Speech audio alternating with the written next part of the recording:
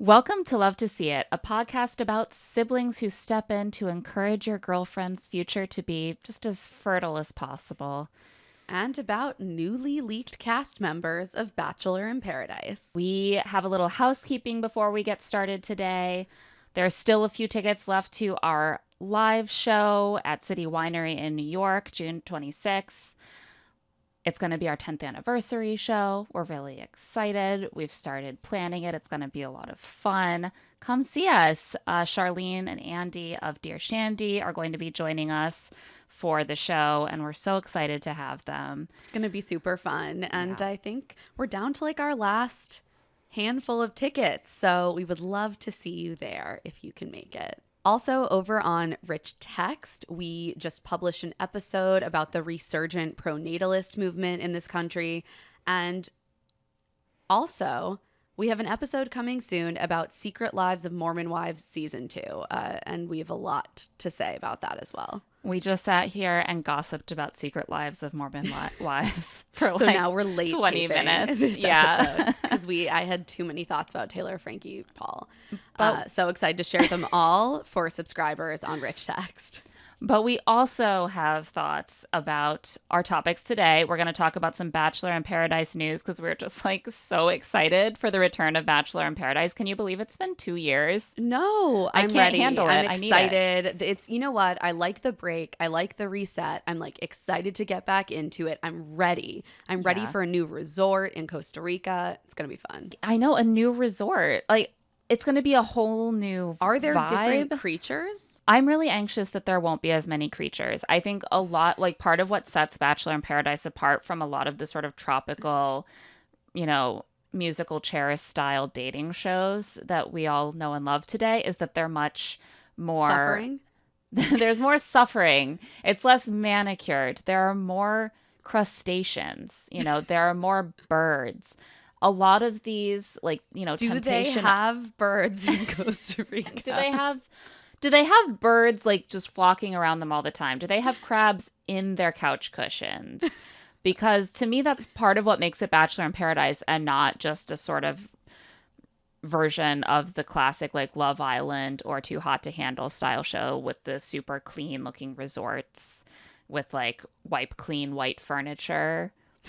You know what I mean? It's a little grittier, literally grittier with all the sand that's everywhere. So much grit. There's more visible grit.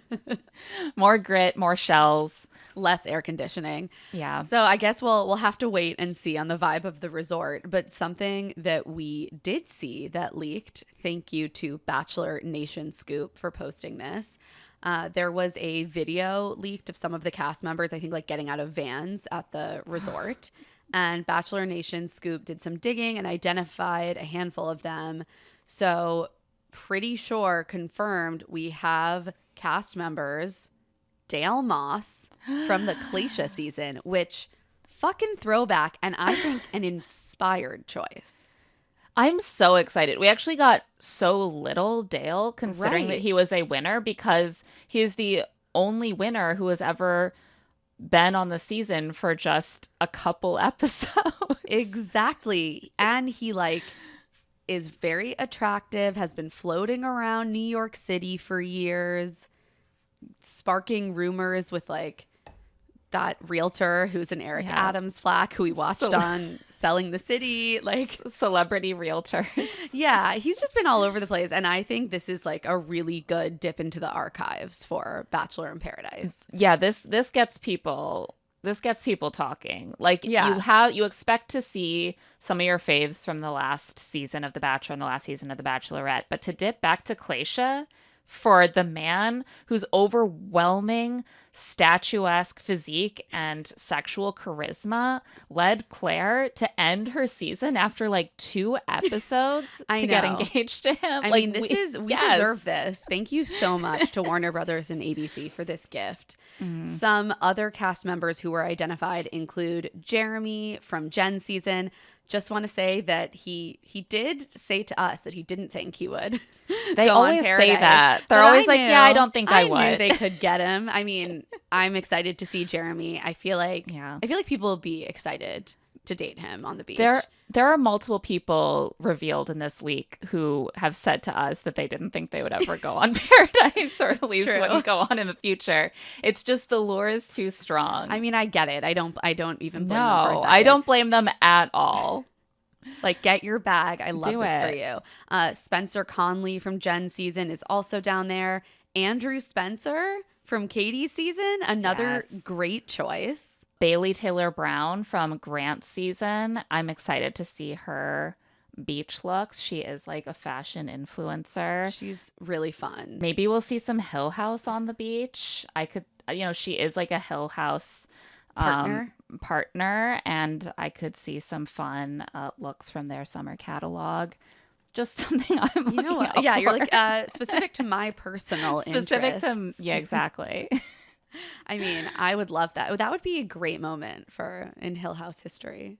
A crossover with Bachelor in Paradise. Not quite their brand, but so important for us as snap dress wearers. Kat Izzo is back from Zach's season. Kat had a pretty messy, rough run on Paradise last time. Ended an engagement. That like ended right before it was revealed. So I hope Kat gets to just have a little more fun and be a little less in the center of the drama this time. Yeah, maybe get along with the other ladies a little bit better. Parisa from Grant's season is going to be there. Obviously, we love this. I'm disappointed that we're not going to be on Crab Beach because I think she could really do a lot with that, comedically speaking. Which has always been one of the best parts of the resort in Mexico. It's all of the crab comedy. Alex from Grant's season is going to be there. She's a huge fan favorite, and I've been seeing people shipping her with all kinds of people. I mean, yeah, she could be with any of these people. She's so sweet and so nice and so beautiful. Who wouldn't be a good match with Alex? We got baby Jess Edwards from Zach's season back again. Makes sense to me. And this one really excited me. Our friend Jill Chin from Clayton's season. Yes. We love Jill so much. And Justice for Jill. Justice for Jill. All I want is for her to have like a really great time. Yeah. I want her to have like a really hot, fun Paradise romance with someone who is not Jacob. Oh my God. Yeah. I see that for her. I see that for her too. She's like the coolest and so beautiful and so funny. So rooting for Jill, Avi. And we also got from Reality Steve a little hint that perhaps Kathy Swartz, Keith Gordon, and Jack Lencioni of the Golden Bachelor and Bachelorette, respectively, might be on the beach. Yes, please. Oh my God, Kathy. 100%. Give me Kathy all day, every day. And of course, all of these speculated cast members join the announced cast members, who included Gary Livingston from Golden, Zoe from Grant season, Leslie from Golden, Hakeem from Jen season, and Jonathan from Jen season. Also, Hakeem from, Jen season / The Secret Lives of Mormon Wives season 2. Because he is featured. Which is actually, like, I don't even think of him as a Bachelor contestant anymore. I think he's of just him a friend of the Mormon Wives. A friend of, exactly. Obsessed with Hakeem. Excited to see him have fun on the season. Also, some gossip, some exclusive gossip for Love to See It listeners. We have heard from a very, very reliable source that the Goldens are truly the ones bringing it during Paradise filming. Apparently, the younger cast keeps like heading to bed at a respectable and early hour, and the Goldens are just like out here partying, taking shots. Obsessed. I love this. I feel like the Bachelor in Paradise vibe has gotten it almost has escaped much notice because it crept up, but it's not very party. It's not very sexy. No one's going into the boom boom room. They almost don't even mention the boom boom room. They're just crying anymore. They're like cuddling and they're having fraught conversations. Yeah. or like having 2 drinks and yelling at each other and then crying. If they're really into each other, they have naps together. Yeah. But no one's like hooking up, and no one's staying up late doing anything crazy. No one's like falling into a campfire. You know, like no one's really getting down anymore. I think that like for the younger people, we're seeing such a professionalization of going on the show. Like for them, this is truly a brand and platform. It's their career. It's a brand and platform building opportunity. And the Goldens are just like, this is retirement. This is retirement. We're having fun. Like when else like, are we going to be? I'm an empty nester. Right. When else am I going to be at a resort with a bunch of hot singles my age that I can truly let loose with? Like, this is my chance. I'm obsessed. And the young people are like, I really have to have a giant bottle of water and go to bed so that my skin looks dewy in the morning and I can really amp up my fashion influencing game after I get off of this show. I am so here for this, and I am so interested to see how this mix plays out and like what the living accommodations are. Maybe they won't have bunk beds. Maybe they'll actually have their own unique beds this time. The Goldens actually do. Do you think there's going to be a boom boom room? I hope so. I don't think they even mentioned it last season. No, come on. I actually think with the Goldens here, they might have an incentive to reintroduce elements like that because they're going to want to milk the comedy that a lot of people might see and like look at these singles over 60 who are hooking up. Sex is obviously for 20 somethings. Isn't it funny that old people want to hook up? I feel like that's the kind of comedy that the franchise has historically really liked, to be like, haha, look at that. They're going to go in the boom boom room. It might give them a fresh and extremely ageist angle on that sort of we know they often love comedy. I need a boom boom room that doesn't include just like Jared and Ashley farting. I think not that what I want from my boom boom room. I think that killed the boom boom room. That was the last boom boom room we saw. They're like, we gotta reset. They're like, the boom boom room is now forever contaminated with the aura of their farts. No one is going to be able to feel sexy in this room if they've seen what went down. Oh, okay. Well, we are so excited to watch this season. It comes back July 7th, right? So yeah. We're just waiting. Right after the summer really kicks off with July 4th. Yeah, our July is going to be stacked. The summer insanity. The summer of love is coming, and it really is. We're gonna be covering it all. We're gonna be exhausted, but don't worry about it. I'm like taking my ginkgo biloba supplements. I'm doing Sudoku. I have to get mentally stretched out for the avalanche of reality dating show tent poles coming this summer, because Love Island is starting in just a couple weeks. Yep, and we're going to, for the first time, be attempting to cover Love Island on this show. It's a lot of content for us. I know. We've never pushed ourselves to cover a daily show before. I know. This is just like the mental stamina that we are preparing for to give to this beautiful, beautiful area of culture. This better be a good season, because it's going to be my first time dedicating an hour a day to Love Island for the entire run of the show, and the first time that we're going to try to cover it every week, and it better be fucking worth it. I know. Give us some good is when content. I got into it, and it was like top tier. I hope that they will bring it again this season to really get Claire into it. A lot is riding on this. On that note, we're going to take a quick break, and when we get back, we will get into Farmer Wants a Wife, episode 9, Meet the Families.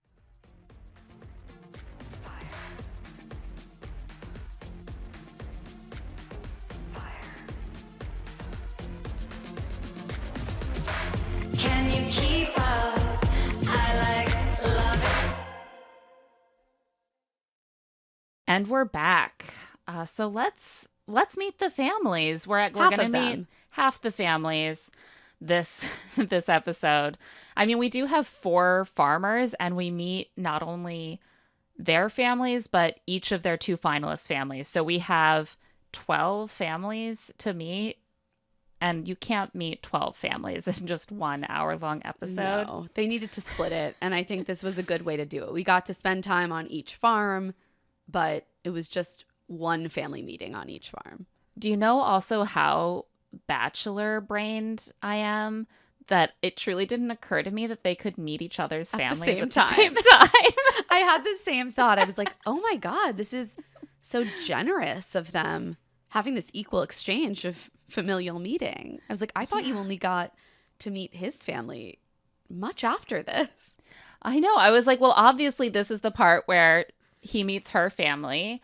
And then they have to go to another location at a later date to meet his family. Those families don't exist in the same plane of life. Yeah, I was like, they can't come together. Is a lot more useful also because you see if your family would gel with the other family. Right. And the families are really assessing each other, which I thought was fascinating. If they were doing that when I met like Greg, I did not pick up on that at all. Maybe they were all like off camera being like, his family seems like we wouldn't have a fist fight after Thanksgiving dinner. So Kimberly Williams Paisley welcomes us to a farm with cattle in the background, classic backdrop. So let's kick off with one of our last tradwife fit checks.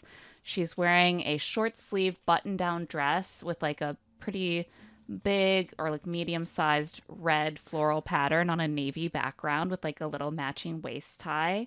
It's very pioneer woman in the kitchen. She's ready. She's dressed. The costume designer is putting in her work. Yeah, very, very on brand. And she tells us that the farmers and their farmhands will get a chance to meet each other's families. We kick off with Farmer John and farmhand Lily. Farmer John is just so interesting to me. This Meet the Families was by far the most like TV drama to me. It's just there's so much like weird shit going on. So much. And it like goes well. But to us, there are moments where I was just like, this is very off and very telling. Very weird from the jump. Farmer John says that he's been attracted to Lily from the beginning and feels she'd make a solid partner and mother. They agree on the fundamentals, and then they cut to a flashback of them both saying they want a lot of kids. That's like the main thing that they agree on. Yeah. Well, and also how they want to raise the kids, which is harshly. We'll get into that. And also, what's your why? We still don't know what the why is, but we know that they care a lot about that. So Lily's parents and two sisters come to meet John, and his siblings are going to come meet them as well. And John and Lily meet up first to prepare the welcoming buffet at like the outdoor bar and patio at his like grandparents' mansion. This from the jump was such a weird vibe. They are dressed for completely different weather and occasions. She's in a green chiffon toile dress with like ribbon ties, like sleeveless. He's in a thick Henley sweater under a puffer coat. I know, you're like, what was the temperature? They look like they're dressed for a poster shoot, and the movie is about how they come from completely different worlds. There was no coordination on even the temperature of the day. No one is in agreement here. I have a lot of questions. I think it was on the chillier side because everyone else seems to be dressed like in a sweater. And she was like, if I put a little shrug over this, it will just ruin the ribbon she's ties. Like, this is the look. I have to commit to it. I like this dress. She was like Kate Upton in the Sports Illustrated cover to be fair, shoot. her sisters were also wearing sleeveless dresses. Well, apparently that's just a family value. Women should show off their gorgeous biceps. Because John's sisters were wearing long sleeves. That's their family culture. Vests. If it's below 75 degrees, wear sleeves. And despite this clash in values, they mostly get along quite well.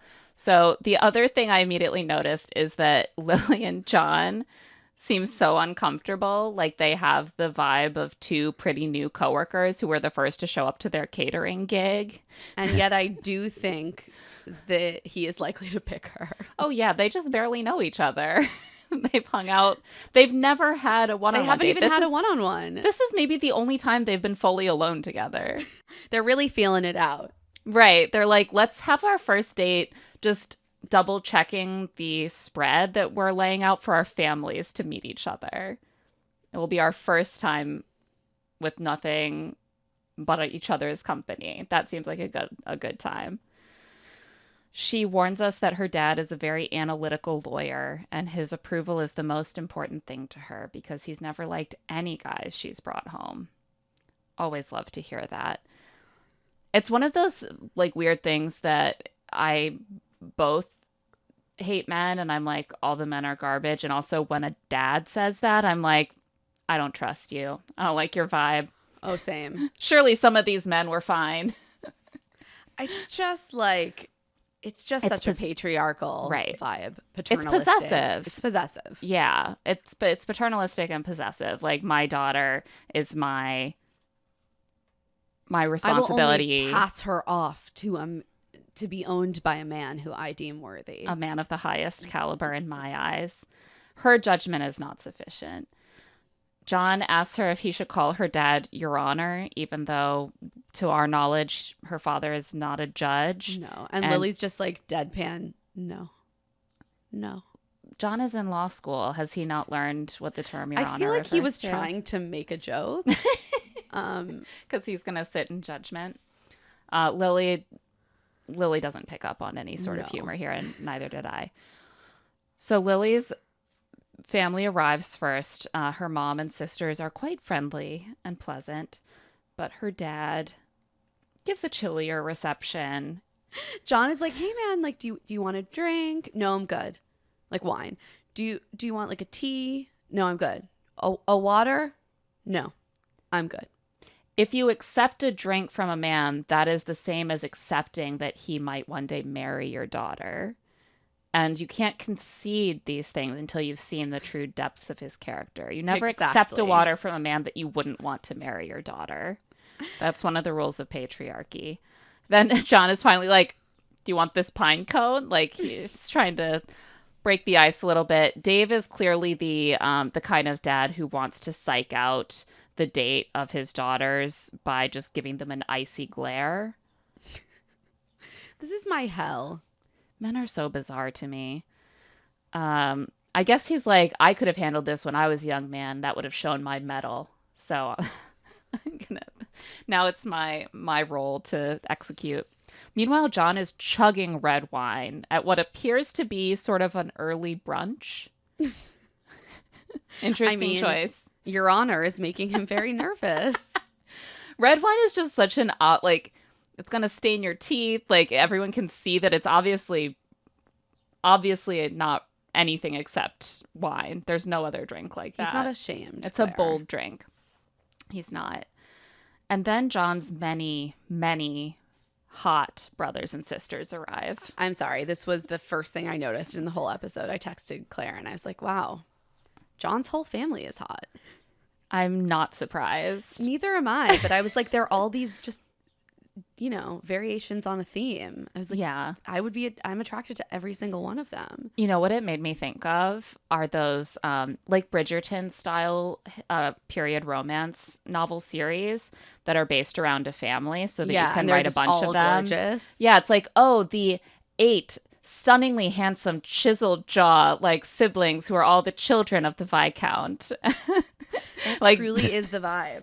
You very rarely see a family like that in modern life. I know, where they like all, I was like, no, every single one of you. Yeah, they should make a Gorgeous. show that is about each of them finding the love of their life and getting married. They all agree. have the look.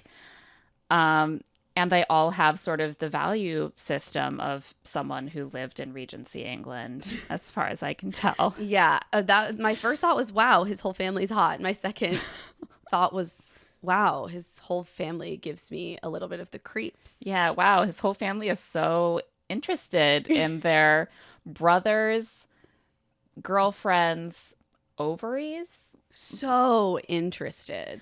They're like, you know what? We've met you for 5 minutes. It's time to talk fertility. It's a big decision. They need to know how many nieces and nephews they're going to have. I think they're going to have enough given that there are 5 of them and they all plan to have a lot of kids. So I think you could lose 1 or 2 on the margins there. You can chill out a little bit. No, in the family cult, you have to have 1 million children. They're trying to take over the earth in 3 to 5 generations. They awkwardly talk about the Chiefs and how John doesn't like football, but some of his hot brothers do. And I have to say, Lily seemed a little intrigued by that. Also, Lily's sisters. Yeah, I was who like, are also yes, hot. look it up. See, here's the thing. If I was a hot sibling meeting someone else's hot siblings, I would definitely be like, Yeah. They cut to Lily's sisters being like, yeah, they all seem really close as a family and we're the same way. So it was so great to meet his siblings who seemed really nice and cool. I'm like, I don't know. Should we all just maybe go out after this? Yeah. Should we all like leave them to talk and we'll go play spin the bottle? I don't know. I'm just like throwing it out there. So Lily goes with John's siblings to be grilled while the parents and sisters grill John. And the sibling chat gets real weird real fast. Like, question number 1 is like, we're a big family. We all plan to have a lot of kids. Is that something you're looking forward to, being a mother and having a lot of kids? Specifically. Jesus. Also, this is obviously not one of his sisters who asks this question. No, it's one his of brother. Yeah. And she's his- like, yeah, absolutely. She's so on board. She's not even, her feathers are not ruffled by this question. And then his sister is like, oh, okay, so like, what are you looking for in a father to your children? And Lily's answer was so chilling to me. She's like, I just am really looking for a disciplinarian. Just a man who's going to lay down the law to our children. Yeah. She's like, in my family, I loved that my father like instilled discipline in us. And that's like the number 1 thing I'm looking for. Right. Not like I want like warmth. I want a partner who's going to be so excited to love all of our children. She's like, no. Discipline. She wants a disciplined daddy. And his brother's like, perfect. John's going to be a very strict father. And they all laugh. But they seem to all feel like that aligns with They're like, great, their we're upbringings. good. Like, I'm getting the sense that there's this, from both sides, I can see why they feel so aligned. They come from these very traditional family structures where the father is like the leader and the head of the household, the disciplinarian. He keeps them in line. The mother is like endlessly bearing children and nurturing them lovingly and guiding them gently through life. And they think that that is how a successful family works. They both want to recreate this kind of family where she can be like the gentle, nurturing mother in the kitchen, in the hospital delivery room, doing all the mom stuff. And he is the strong and reliable and strict father figure. Okay. That's what they want. So good for them. They also ask her about farm life, and she says she has loved it. I'm like, yeah, I too would love living in a mansion that's not actually on a farm.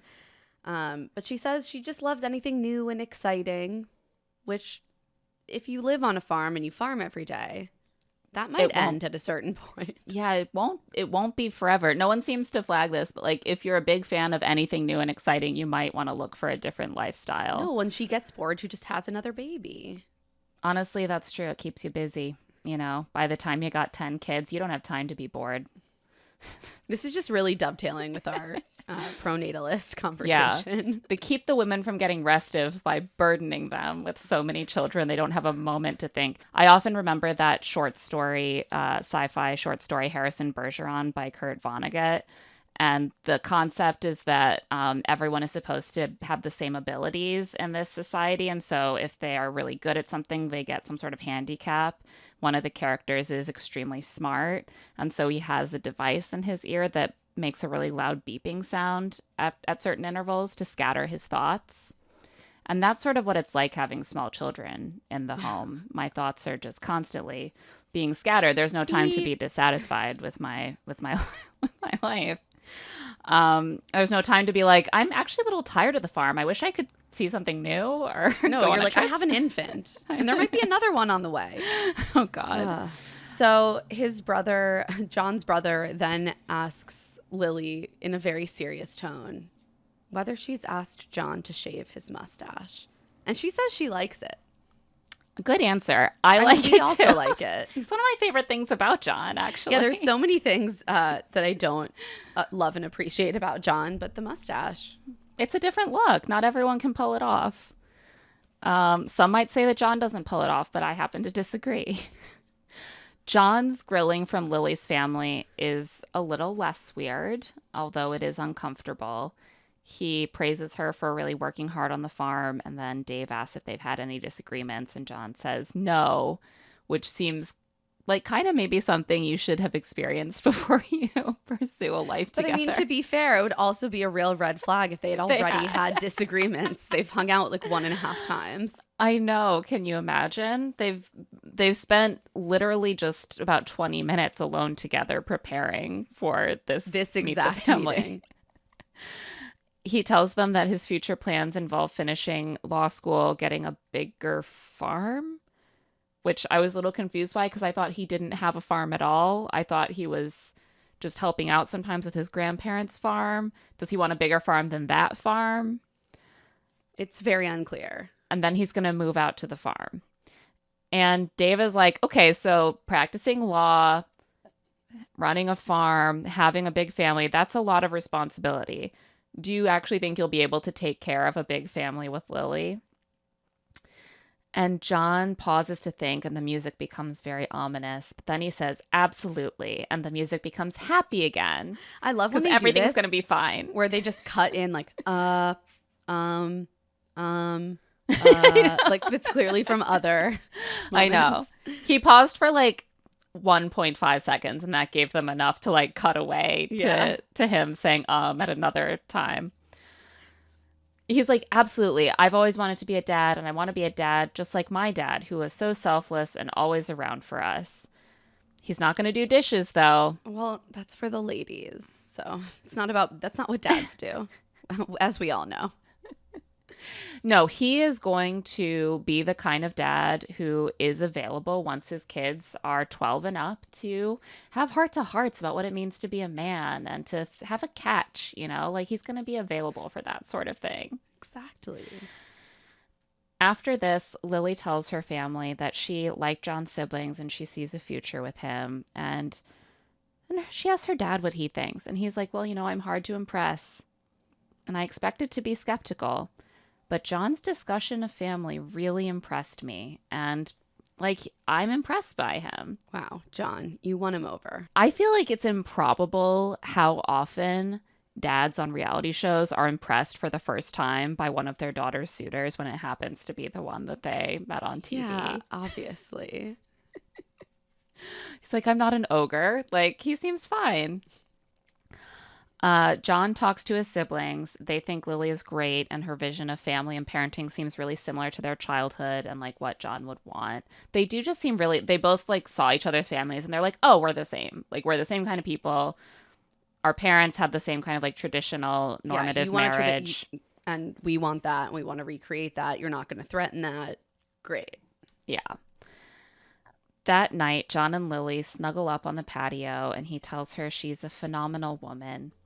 She tells him how impressed her family was, and she says he met all of her standards, but blew away her expectations. And then she sort of dives over and kisses him as he continues to lean back comfortably. The sort of body language analysis on this was troubling. And yet, he does say that he really likes her and sees a future with her. And I do think that they're just clearly so much more aligned. They're definitely more aligned. And I think part of that is exactly that power dynamic that seemed to be expressed in this kiss, which is he feels comfortably in control of this dynamic. Yeah, and that's ultimately what, or at least what he knows he probably needs to have the family structure he wants.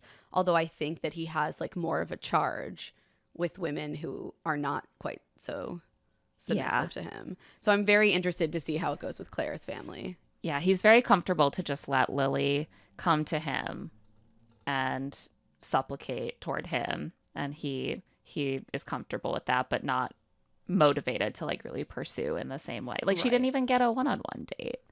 He's like, she's fine. She She's knows. fine. Like, if I marry her, that will be fine. Like, I don't even need to worry about it. We had very similar childhoods. Ay, ay, ay. On that note, we're going to take a quick break and we'll be right back to talk about the other 3 farmers and their meet the family dates.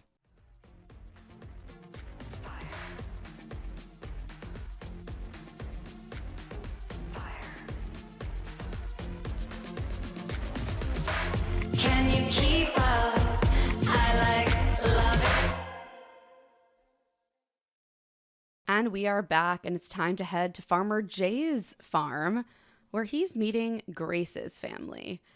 And Farmer Jay just loves how Grace brightens his day, and they also connected a lot over their shared faith.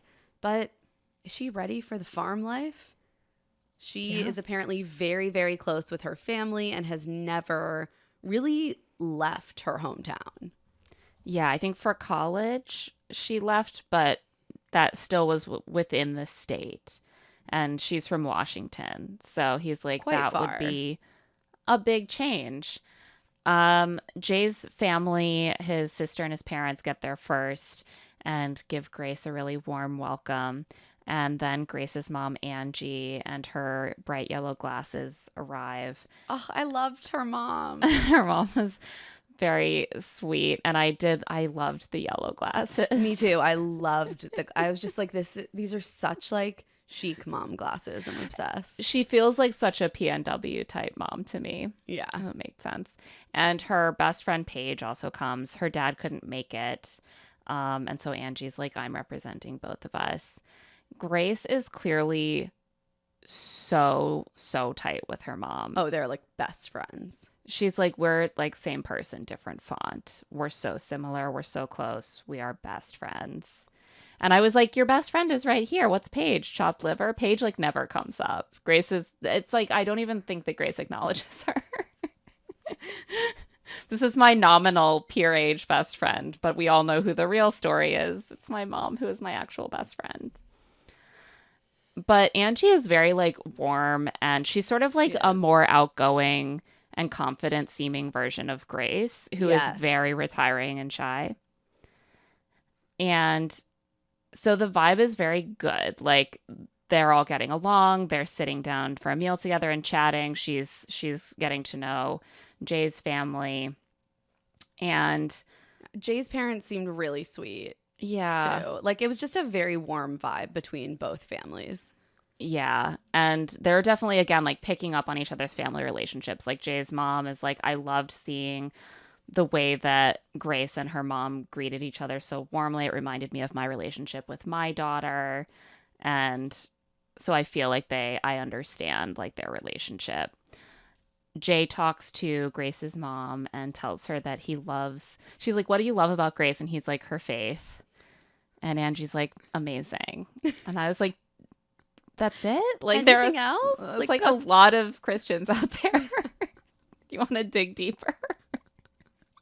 I'd be like, what do you specifically love about my daughter that makes her different from all the other girls you might meet if you went to church a single time?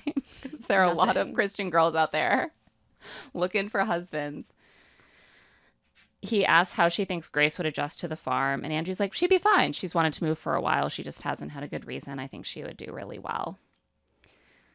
Jay's parents talk to Grace and ask how she feels about them being a faith-based family. Talk about a softball right down the center. I know. Grace is like, actually, I love it because I too am from a faith-based family.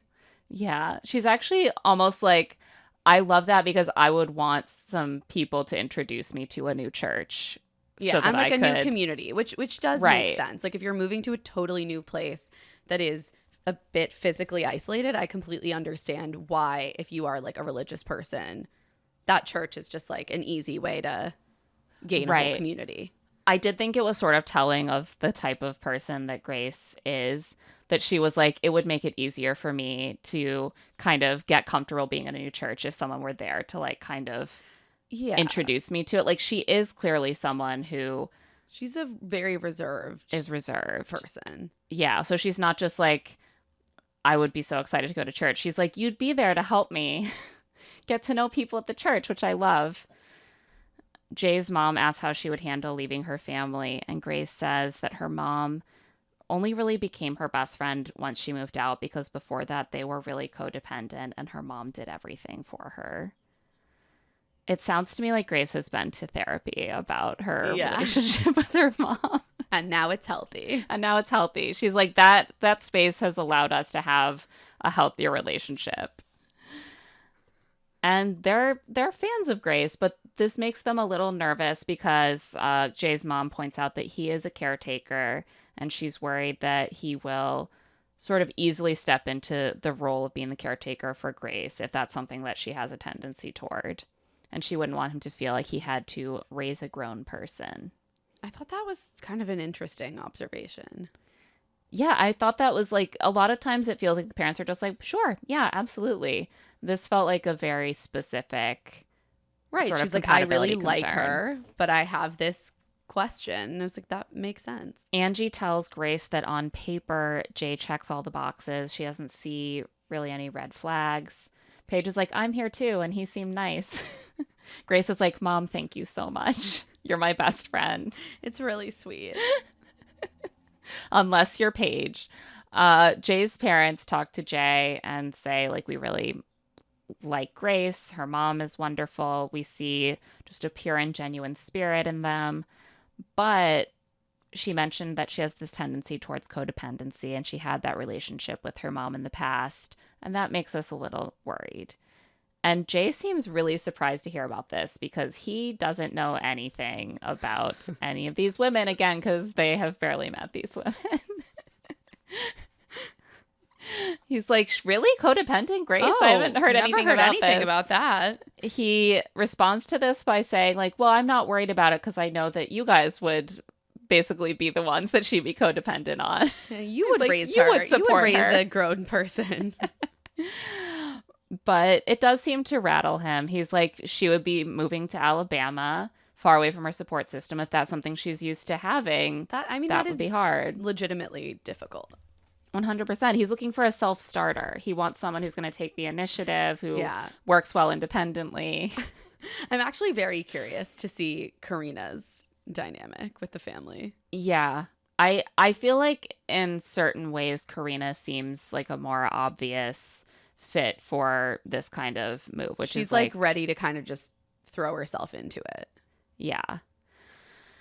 After the families leave, they have like a little solo date. They take an ATV out to a field to lean against some hay bales while sitting on a blanket. And Jay introduces this concern in such a Jay-like way, trying to be very laid back about it. He's like, I think like my mom might have brought something up about like you being codependent. Like, I think I might have heard that. I may have heard a rumbling. I can't. What was the word she used? I can't even remember. It's so funny to not even want to say like, my mom mentioned one thing that I wanted to ask you about. It's just like, I think she might have. I heard it somewhere. Like, In the ether. maybe. Codependency. And Grace says, oh, yes, this was definitely the case growing up. I was very codependent, but I've really grown and I've learned that I can make my own decisions. And that feels really good. And then she tells him her mom doesn't see any red flags with him. And he's like, do you see any? And she says, no, that's why I asked them. They are ready to get married. Jesus Christ. Concerned for Grace. I'm actually really worried for both Karina and Grace because I think they're both going to be, either one is going to be so sad. Yeah. They do seem really attached. I am curious to know. Jay is someone who has been kind of hard, I think, to get to know because he is so reserved and doesn't talk much. I know. I'm like, what is camera. building this like attachment between the women and him? Right. I want to know more because with our other really reserved bachelor, the women are all like, who is this man? Like, he won't show himself can't read to us. you. Yeah. Is there anything here? Hard to say. He's so quiet. But Jay is very quiet, and they all have, like, the two women remaining seem very attached to him. She tells him being in his company is her favorite thing. Wow. And they cuddle and That's kiss. intense. They seem really like to That's have sweet. this chemistry. Like, they feel comfortable together. They want to cuddle, and be around each other. But again, I'm just like, it seems like there's so much that they don't know about each other. I mean, that's just the case with any of these people, which is why all of our like quote unquote successful couples who are still together, it's not like any of them live together. Right. They're still taking it slow to this Yeah. day. Yeah. And why would they live together? They've only been dating for like a year and a half, 2 years. Yeah, exactly. Seems fair. So we then move along to Farmer Colton's farm. And Colton is out here just being real honest with the parents. Honestly, in a weird way, his honesty plays better with the parents than it does with the women, because it doesn't seem quite so directly insensitive the way that it does when he honestly tells the women, like, I don't know who to pick. You all seem great. Like, to go to the parents and say, I don't know if this is right for me, but I see a future with her. That's why she's still here. That's a more palatable, I think. Yeah, they're like, okay, you're not bullshitting us. True to Colton form, says to the camera, I have 2 girlfriends right now, and I like them both a lot. Colton is the coolest guy in middle school. Things are He's going like, you know, so good. I have Zoe, who's super smart and super sweet, and Keely, who's drop dead gorgeous, and honestly a great day laborer. He doesn't say day laborer. She is like, not a she's day laborer. really- She sleeps there. So true. She's a live-in farmhand. She's No. a permanent employee. A No, I long-term think he contract. says like she's really taken to farm life. Yeah. I think that what he actually means is also like she loved riding horses. She loves which is horses. true. She is obsessed. Yeah. But Colton is feeling nervous. I think the stakes are finally like settling on him. And obviously as the only single parent in the group, there's just like it's kind of heavier for him than any of the others. Which is what makes it amazing that he is the one who seems the most comfortable jumping right in with like developing these emotional connections, being like, well, they're all great. I bet I'd have a great future with all of them. But yeah, it is starting to catch up to him because he has been compartmentalizing. It is like a classic Bachelor problem too, for the Bachelor to compartmentalize really well, and then at the end be like, oh fuck, oh fuck, oh fuck, oh fuck. I have to choose someone. And they're all gonna be so mad at me. So Keely is up first, and Keely and Colton host the families in like a blob of grass. It is just like a big scrubby grass field / parking area with a camper and like a couple wooden chairs set up next to it and like a small picnic table. It's just so funny to contrast like Farmer Matt and Farmer John, who are just like living in mansions. Right. They're sort of living these more luxurious urban adjacent lifestyles. And Colton is like, here's my field and I'm pretty darn proud of it. You can park in it. You can park in it. You can walk around in it. You can sit down on it, whatever you want. So Keely, I also noticed, is not wearing her blobby cross today. I just wanted to follow up on that from last week. It's Today, not every day. She is wearing beaded necklaces today, which are another fashion thing that is back, but really makes me feel so old. So old. Same. It looks so dated to me. Colton's parents arrive, Trina and Mike, and Keely's parents, Scott and Amy, arrive just after. They came all the way from Ohio to support their only child. And Keely's mom is like Keely aged up. They are twins. Yeah. They are twins, and also she's just like so warm. You can see that Keely got her looks and her personality from her mother. Yeah, it's almost uncanny. And so she immediately like hugs Colton and sweet. Is very friendly. But she does seem pretty thrown, and so does Scott, when they learn that Colton has a small child from a previous relationship. They did not know this previously. Also, I didn't know that his child's name was Souther, which seems like kind of a red flag. Yeah, I was like, wait.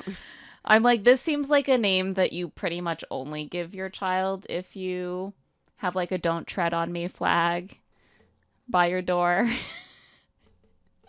It is concerning. The South will rise again, like Whistling Dixie. I don't know. That threw me. And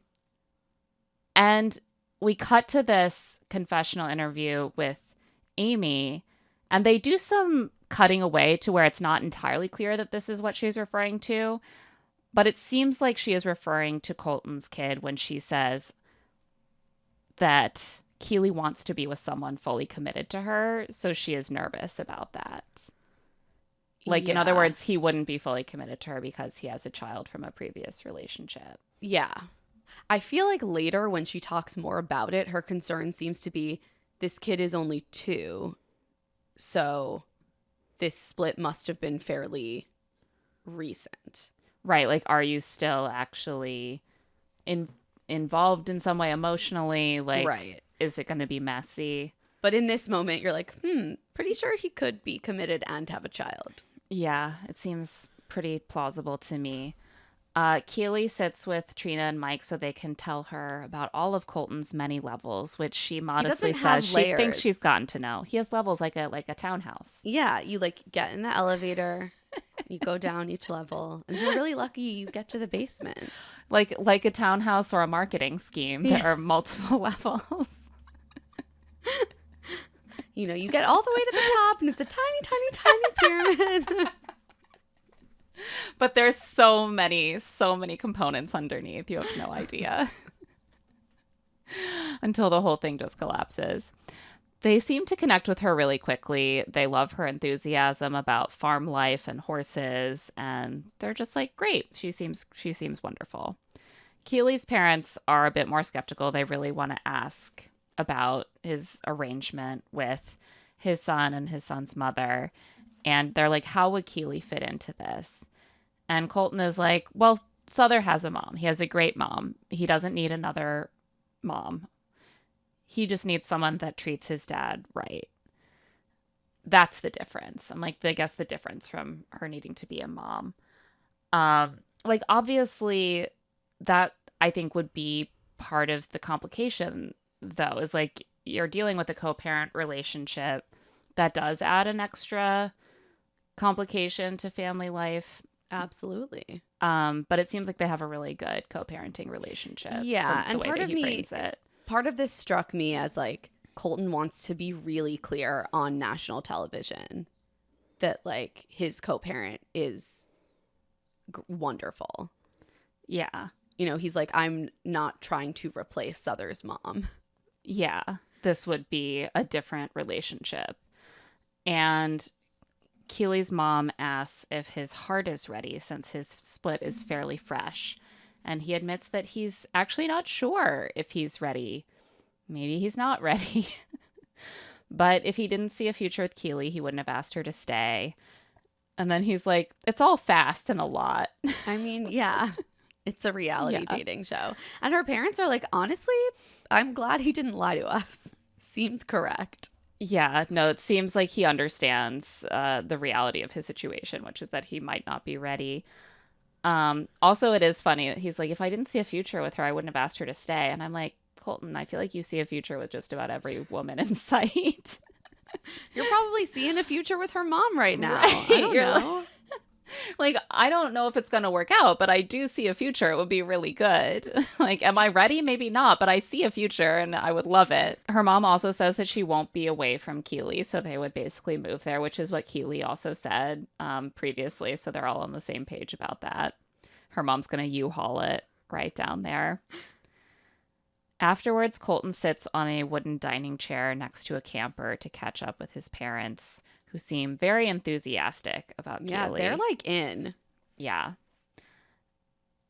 And Keely's parents are not 100% in. They're like, Colton is great. We definitely can see you with him. We see the chemistry. We see the connection. He's so cute. But he doesn't seem ready to be married anytime soon. And like Amy's like, time might just be the factor that you need here. But Keely's like, I feel good. We have a great connection. God has a plan. And if it's meant to be, it will be. And we'd have a great life. And Keely's dad is just like, your confidence is so amazing. I'm such a proud dad. You have no idea. Love Keely's dad. And then her mom is like, and mom, and proud mom. Yeah, it's really Don't say on cute. TV that she doesn't have a proud mom. No, they're It's so very cute. cute. They're clearly so supportive of her. She's their only child. And yeah, it was just nice to see like a dad who didn't come in like guns fucking blazing and instead was just like, I'm so proud that you like have the confidence to see this through yourself. That is something we don't see much of this episode. When the dads are present, there's a lot more like, my judgment is here to substitute for my daughter's shitty judgment. Right. He's like, I love how confident you are. Even if your judgment is wrong, it's still so wonderful that you are confident about it. And I just couldn't be prouder. That is the energy I love to see from a dad. After the families leave, Keely and Colton have some solo time sitting under a tree. She wants to see where Colton's head is at, and she brings up her mom's comment that he's not ready. And Colton is like, I get it, but I don't have a single concern about you. It's just like, for me, what am I wanting? You're like, no, exactly, Colton. Right. Her concerns are about you. Right. You're all on the same page. We're like, what does Colton want? What is he prepared for? I don't know. He's like, let me put your mind at ease. I don't know either. Completely at sea. He's like, let's just take things slow. And she says she can do that, but it makes her nervous. She wants to be a wife and a mom. And he's like, I really love that about you. And she's like, I want to give everything I have to my kid. And he's like, that's so wonderful. I wonder if her diagnosis is also going to be a factor for her. She's still quite young, I think. She's young. They're all really young on this show. Right. At least on, I think, Colton's farm, they're all pretty young. He's only 27. Yeah, but like, if you do face infertility, then you might have a specific reason not to kick the can down the road forever on starting your family. So that might have been sort of an unstated component there. But they just met, and honestly, they still don't know each other at all. Yeah, like, we don't need to get into all that right now. The nice thing is that, like, this show just ends with someone dating someone. Right, which is the right way for the show to end. So they snuggle and make out and talk about how much they like each other. And Colton tells the camera that he could definitely see himself with Keely. We know. She is a woman in your presence. You're fully ready. Pretty sure you can also definitely see yourself with Zoe, as I'm sure we will see next episode. Moving along to Farmer Matt's farm and his family meeting with farmhand Jordan. Matt thinks Jordan is an awesome time. They have chemistry, like when they were in the hot tub that one time. Yeah, cut to some footage of them in the hot tub sitting 3 feet away from each other, looking awkward. Jordan keeps just being like, he hasn't touched me. I have no idea. Like, that is the theme of the date. Jordan is like, I have no idea if Matt even likes me at all. And I don't know either. Yeah. As a viewer. And Matt's like, wait, I'm so confused. Obviously, doesn't everyone know?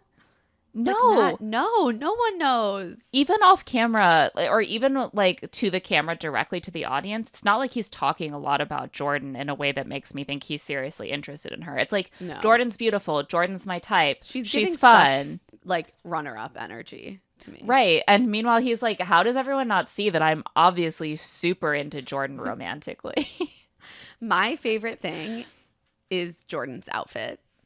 This, oh my God, killed me. I was like, she is wearing this like matching set with a white ribbed turtleneck underneath.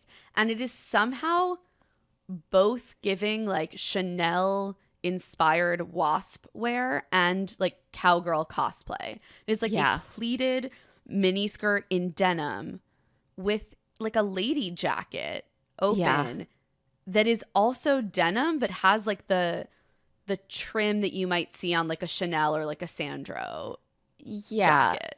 It really is like if Chanel was like, we want you to do a collection inspired by like the Dallas Cowboys cheerleaders. It's so but a little more rustic. Confusing. And then the turtleneck. Like, you could see a woman of any age wearing this outfit. It's really, there's something timeless. Just so timeless. And I should so try to see if I can find it. Specific about it. It is I can just imagine her finding this look and being like, this is perfect for Farmer Wants a Wife, and then holding on to it until the perfect moment. when she needs to impress a farmer's family Yeah, with a really farm appropriate but ladylike look. She's like, they will see I'm will wife get it. material and high society material and also farm material. I will be doing like a Google reverse image search on this outfit. Oh my God, 'cause yes, I'm desperate to know where this is from. it was just like all I could think about, frankly. It's a striking look. And she is, she's a professional entertainer. So Yeah, this is the sort of She- thing, honestly, that you might like wear on stage.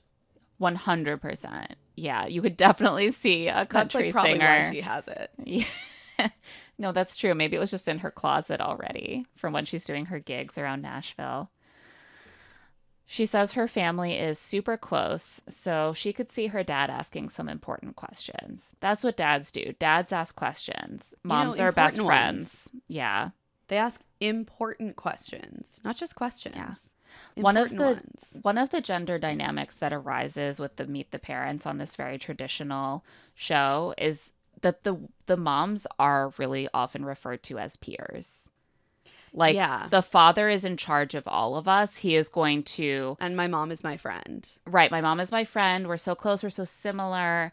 My dad is like going to boss us all. He is going to make decisions for us. He is the only one who is sort of elevated as a parent. And the mom is just down here with us as one of Guys, the I dependents. found the matching set. Oh my God, what? It is Alice and Olivia.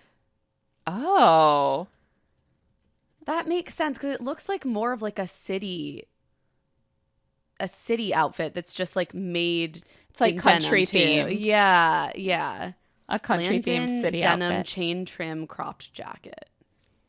Well, and also, yeah, when you look at it on the site, it is not styled as country as Jordan styles it. Right.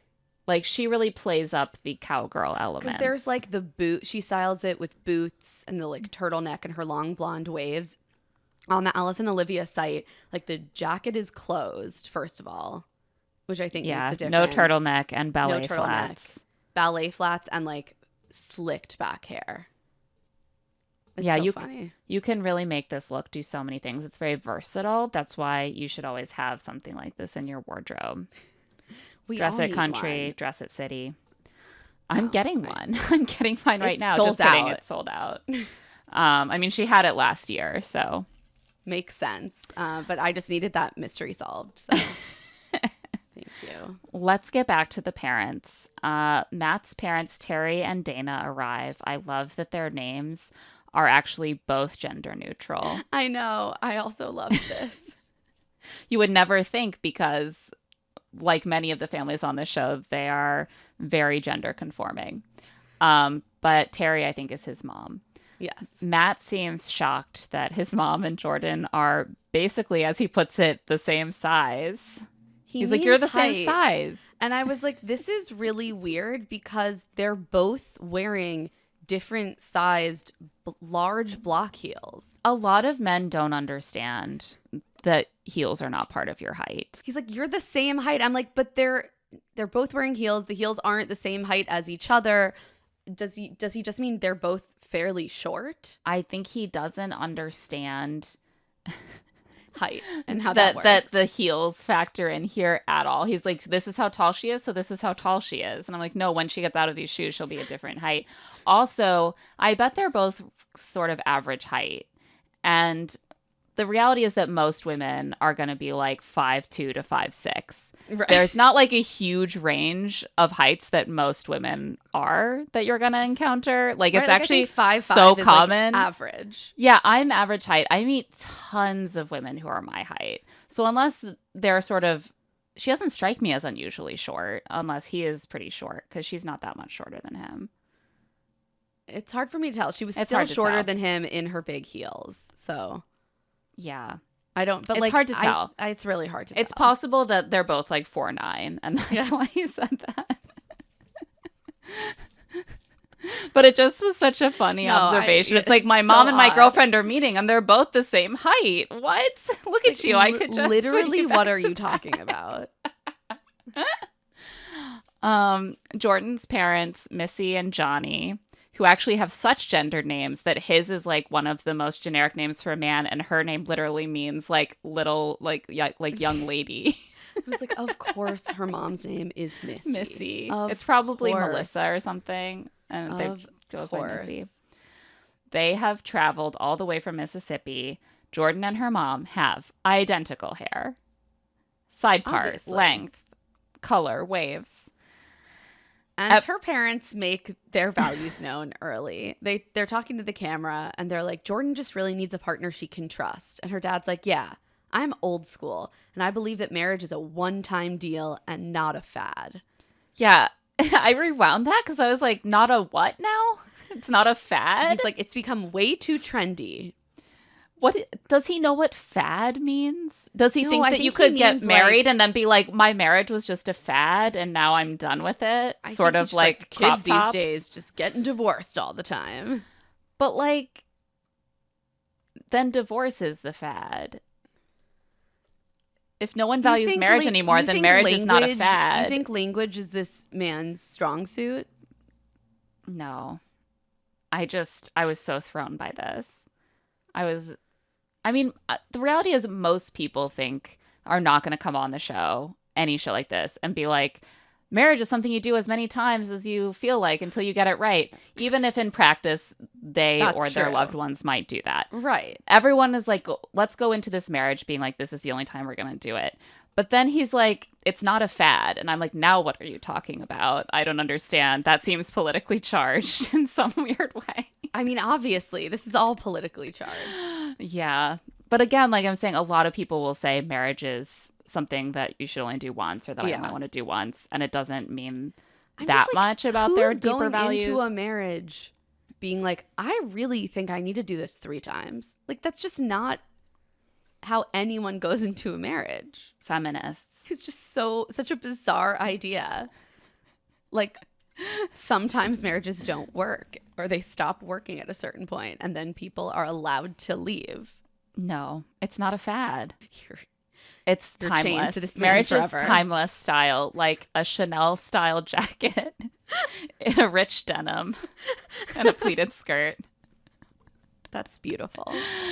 Matt jokes to the families that the women took over the house and it's not even his anymore. And it's like, yeah, there were like 5 women living in your house and there was just one of you. So naturally they took up more space.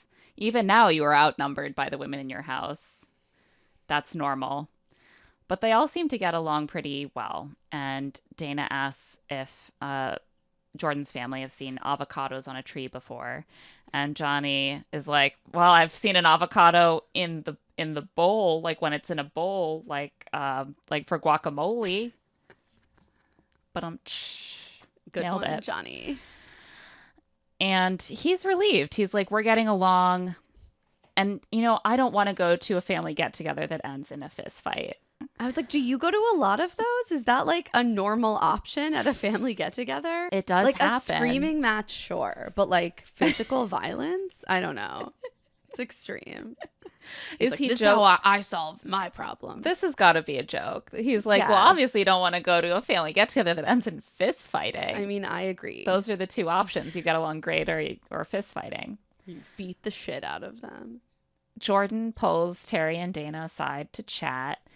And Terry, so the moms of daughters are all like, I'm the best friend. And the moms of sons are all like, when will you give my son children? And by extension, me children. Right. She's like, Matt is already 30. And it's She's time for him panicked. to start having grandkids. Yesterday. Like, it's got to happen. She's like, have you heard that my son is 30? I loved this because this is how women are often framed when it comes to fertility on reality dating shows. She's 30 and she wants a family. She's running out of time. Men aren't treated like this when they're 30 normally. But Terry says, no. I also think that men have a biological clock and they need to start right now. He Pump can't wait until he's them 35 out. just because he's a man. She's not getting any younger. She needs those grandkids to dandle on her knee. Oh, God. And Jordan's like, you know what? I've been loving farm life. I've just been feeling such a tug on my heart to get back to the country. I was like, oh, there's that on my heart evangelical coded language. To get back to the land. Yeah. It's just been on my heart. It's been on her heart. And I feel like if you're just constantly in a city singing and talking about how you love the country life, don't you start to feel a little cognitive dissonance? Like, why am I in Nashville when I clearly love the country life so much? And a truck or my husband's truck, and like, because women don't have trucks. That's classic country music. I know so much about country music, you guys. It's not even funny. You're like, I know about Stagecoach. Yeah. Which, to be fair, like all the farmers and the potential wives, I'm pretty sure did attend. Oh, that's very Farmer Wants a Wife. It's kind of like The Bachelor should be moving on to a more, urban style. Exactly. The Bachelor is not as country coded as it used to be. Right. Go to Gov Ball. Yeah. Go to some raves. Like, I don't know. Mix it up. Why do we gotta go to Stagecoach? She also says that she's ready to get married and have a family, and admits her dark secret. She is 32. That is horrifying. She's like, I'm a little bit older than Matt. Yeah, I'm a little bit older than him. I'm 32. And everyone murmurs with surprise. You're like, oh. 32. I was like, I feel like Matt's parents might be concerned by this. No, they love this because it means that she's got to get started. And that means Matt has to get started. That's true. They're like, actually, this They're like, could work in great. our Oh my favor. God. This is Pressure. perfect. She's like, Matt and I have an amazing friendship, but is it more? He's really slow to make a move. And his parents are like, yep, that's Matt. Sounds like him. Yeah, she's like, are we more than friends? I know this is the meet the family part before he decides to have one of us be his potential future wife. I don't even know if your son likes me even a little bit. Yeah. We sat in a hot tub once and he didn't even try to brush his knee against mine. So I don't know what's happening. Meanwhile, Matt is chatting with Missy and Johnny asks what Matt's intentions are for his baby girl because he just wants his daughter to be happy. And Matt says that he's really looking forward to being a dad. He has 3 siblings who are married with kids. And so obviously he also wants that, I guess, by extension. And Johnny brings up how hard Jordan has worked to break into music. And I was like, at least this overbearing father cares about his daughter's entertainment career. Gold star.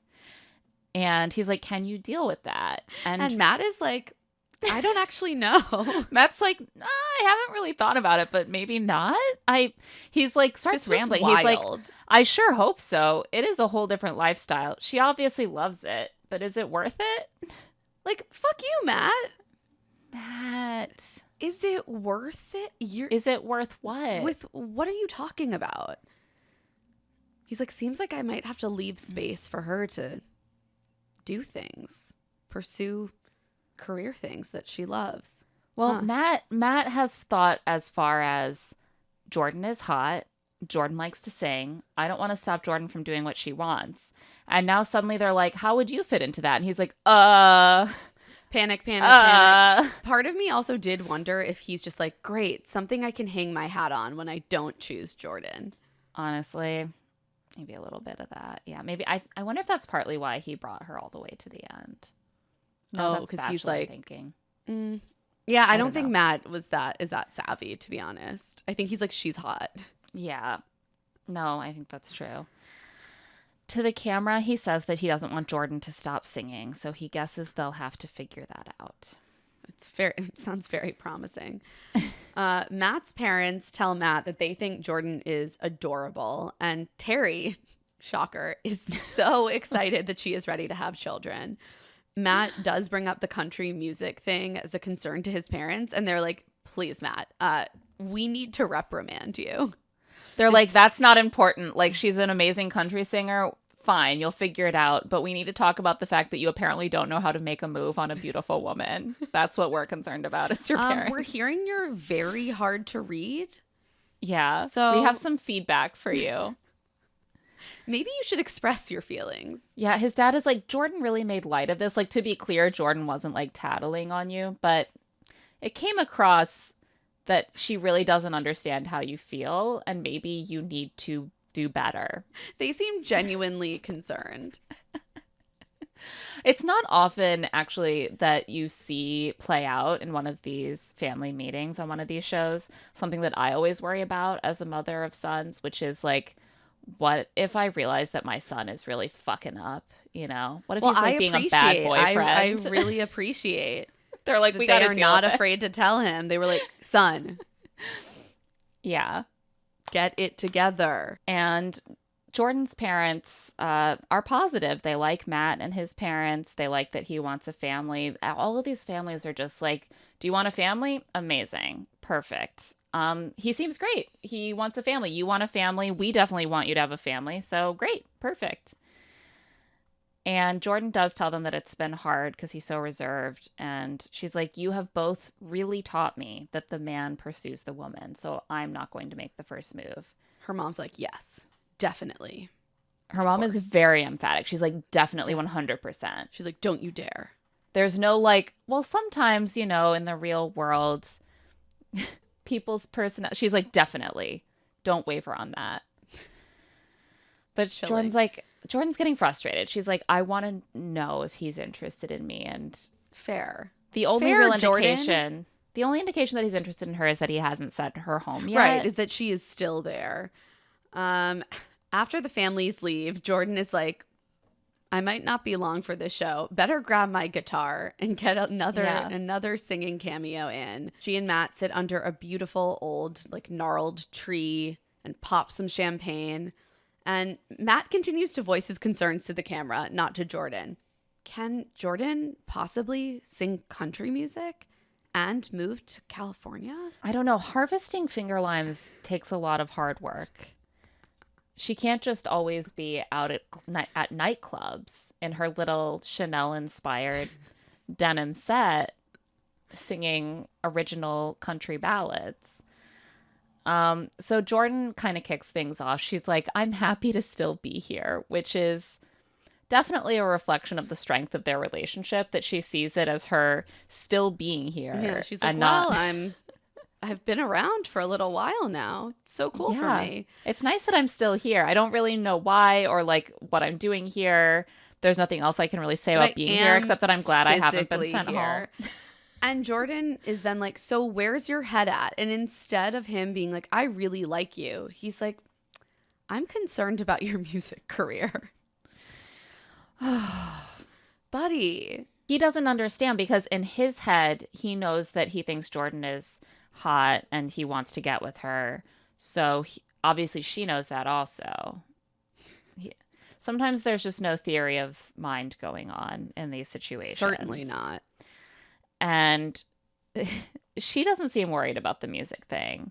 She doesn't feel tied to Nashville in this way.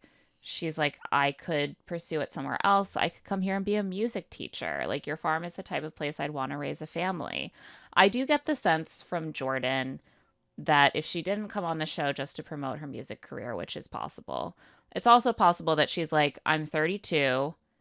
It is really important to me to have a family, and it hasn't happened while I'm doing what I'm doing. It's time for me to make a choice, and the choice I'd rather make is to back burner my career, move somewhere else. Maybe I pursue music in another form. Maybe I pursue it in a less optimal location, but it's more important to me to start a family, and I don't have time anymore with what I want to like hang out here in Nashville and hope that I can do everything at once.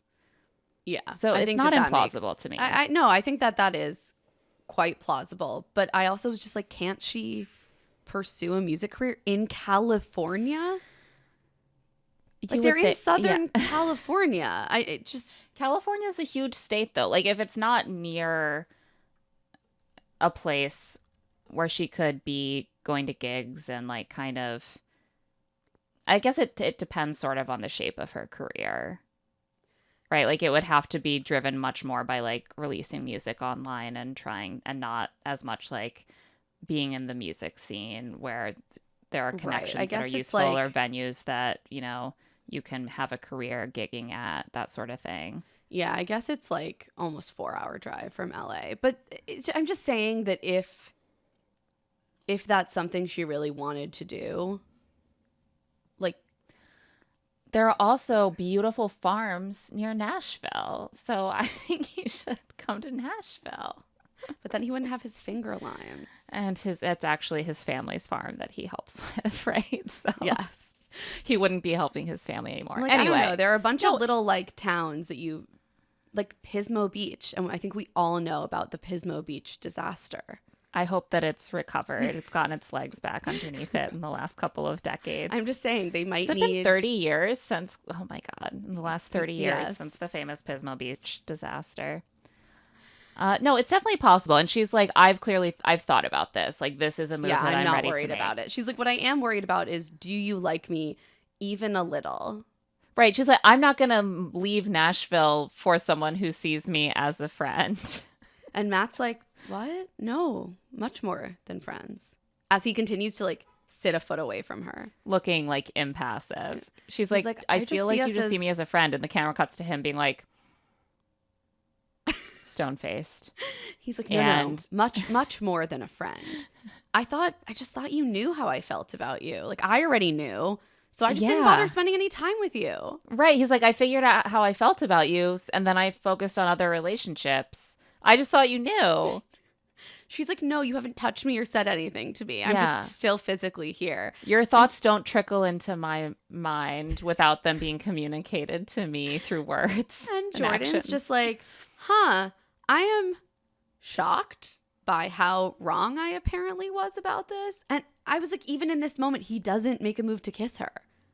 Yeah, have they ever kissed? No, I don't think so. no, it's They're so the bizarre. only couple that doesn't like make out during this part of the day. It is bizarre to me that she could get this far, and he has I'm gonna not be given her honest. any physical.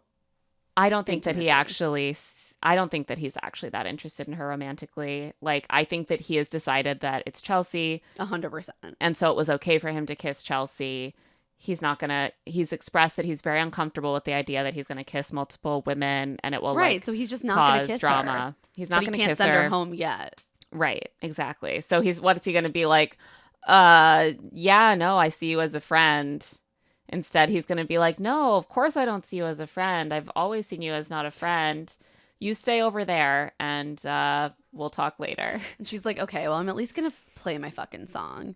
And she plays him a Jordan original. She's like, I'm so used to writing breakup songs. I think she'll be back to that soon. Yeah. But now she's writing love songs. A love song with the lyrics, you're the prayer I prayed that I never thought would ever get answered. God answered. It's so beautiful. Like, you're the prayer that I prayed that I never thought would get answered. God answered. She's a much, much better singer than we are. And to be fair, there is like a tune to the song. Yeah, and also, yeah, she can sing melodies. But you know what? It's a beautiful moment for her to showcase her craft to America. I was like, do something. Like, give Jordan something. She deserves this. This also was, I thought it was, I mean, it was like a country music video shoot. Like, that tree was so cinematic behind them, and she's just walking through the field in her pretty outfit with a guitar dangling, like she's holding it by the neck. Like, I'm like, this is all just optimized to plug her new single. I know. I hope for her that she gets a boost from this. So that is where we leave off. We get a little preview of next week with the families. And there is a hint that I really hope is not a misdirect that Claire's mom might get into it with John a little bit. And it's just all I want. Yeah, Like, no, I need think it. they show her saying, like, and what is a woman for? Yeah. And I was like, oh boy, I love where this is going. I want to hear his "Get answer to him, that. Kill him.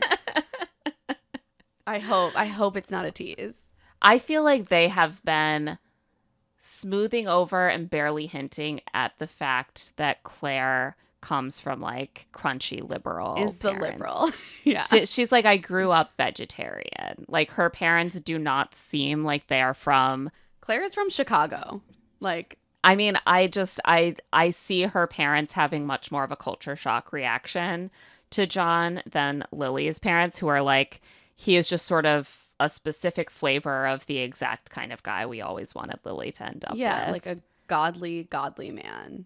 I can imagine Claire's mom being like, The fuck is this? the fuck is going on here? He's just like, so I assume your daughter will be entering into a contract to give me minimum 6 children. Jesus Christ. I'm very curious to see how it will go. I already want to give Claire a pep talk that's like, oh, it's so fun to have these little debates now. It's so fun to be like, you're different from me, and that's interesting. And it's not going to be quite so fun in 15 years when you're legally yoked together, when you have kids together, and you realize that your values are actually quite different. Yeah. So We shall see. We shall see. Shall see. I'm sure it's tamer than whatever we're dream imagining in our heads, but yeah. get in there, Claire's mom. So should we give this episode an aspiring tradwife rating out of 10 milkmaid dresses? For me, Yes. it was quite high again. Hi. I Like a almost want to give 9? this a 9. A Yeah. 9? Yeah. I mean, the John stuff, the Matt. I mean, there's just a lot. So lot. much pressing the women about when they're going to bear children and how many children they want to bear. Right. Other than Farmer Jay, I think we saw it on like pretty every much every farm. A little less on Colton's, but Yeah, but that he's still was there. Still She wants to be a still mom. very like, fertility forward. Yeah, Yeah, she there's a wants to be a lot- mom and give everything to her there child. was so much fertility forwardness on this episode. I Yeah, mean, what even is a woman for if not for that? Indeed. Like there's a lot of gender roles amongst the parents. The father is in charge. He is the disciplinarian. He is the interrogator. He is the decider. The mother is the bestie who wants to make sure that everyone has lots of babies for her to coo over. And then the fact that they're both evaluating the women by how well they would do being a farmhand and also how many babies they'll have. Like, it was just pure unadulterated tradwife vetting. I'm giving it a 9. Yeah, a 9 feels right. Wow. I love that we're riding so high on this rating heading into our final 2 episodes. It just feels so true to the culture right now. And, It really you know, does. It really captures something in the zeitgeist. And on that note, that is it for this episode of Love to See It with Emma and Claire. Love to See It as a presentation of Odyssey. The show is produced by us, Claire Fallon and Emma Gray. This episode was edited by Ren Woods. Our theme music is by Tamar Haviv, and our art is by Aaron Nestor. If you like our show, remember to follow us, rate us 5 stars, and leave a review.